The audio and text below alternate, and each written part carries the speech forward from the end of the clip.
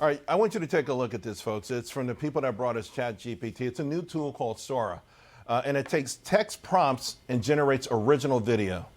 This is like, I got to tell you, this is so cool. It truly boggles the mind. I mean, it delights the senses. Look at this thing. It makes the impossible seem probable, even possible. I mean, someone typed this into a system, and it spit out this video. Well, my next guest says that we're actually amid, the world is, the fifth industrial revolution. Heck, I thought it was the fourth. I thought the fourth was just getting started. So, of course, that means enormous opportunities to make a whole lot of money in a rapidly changing world. Joining me now, OptionsPlay Director of Education and Product, Jessica Inskip. All right, Jessica, so we're going to put a list on the screen of all the industrial revolutions. Of course, 1800s, water, steam, 1900s, early mass assembly and production. Then in the 2000s, the internet, computer automation, 2010 networking, machine learning, and now in the self-learning cognitive collaboration stage. This area we're in right now, I'm somewhat of a natural-born Luddite. How will it net benefit humankind? Because on one hand, yeah, it's fantastic. On the other one, I just lost my job. Yeah, absolutely. Well, it's an increase and it's a productivity enhancement.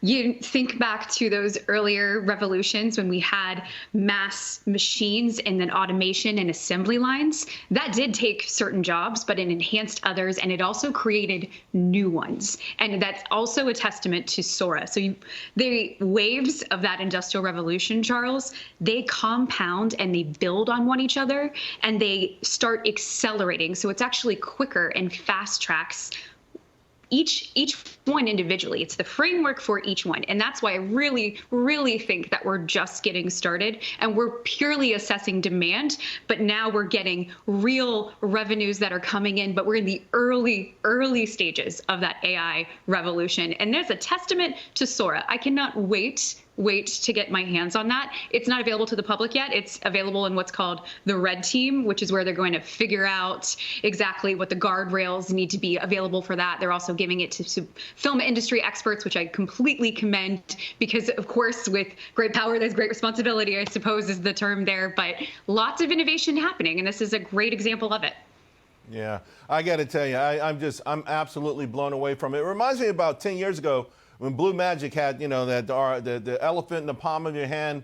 I don't know. I actually had them on the show. I don't want to digress too much. Anyway, let's get to the brass tacks here. How do we make money on it?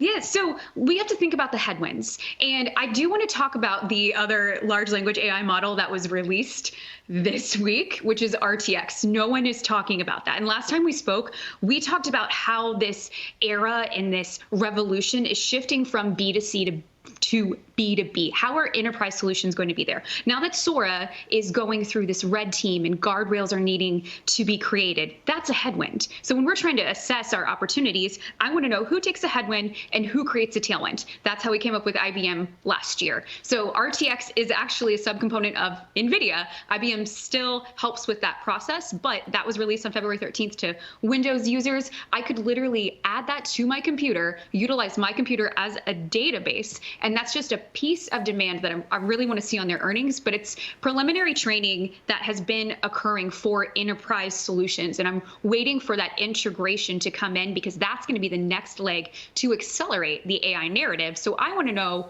what's going to accelerate that AI narrative. I know it's a long answer to your question, Charles. I'm full of those. I apologize. Well, I got to tell you, though, I want to give you props, too, because you were in IBM. I had IBM. I got out too early. It was a nice score for us, but it's a grand slam for you right now. So kudos to you for actually doing the work, because right now, yesterday there was an article about all these companies that NVIDIA invested in.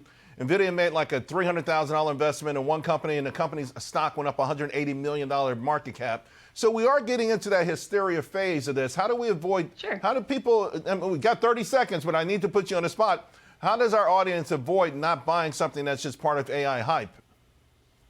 Yeah, we have to understand demand pull and see real revenue. So just like the dot-com bubble, that was very new companies that did not have a clear path to profitability. So the keyword is clear path to profitability. These are mature companies, and you want to make sure that you see that translate into earnings, consistently beat earnings, which they have. I know we discussed a lot about how it was underestimated looking at that dot-com area by about 38%.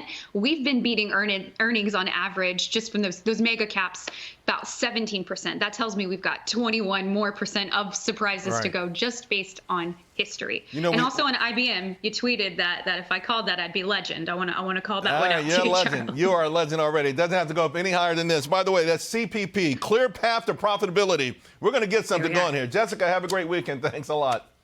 Thank you.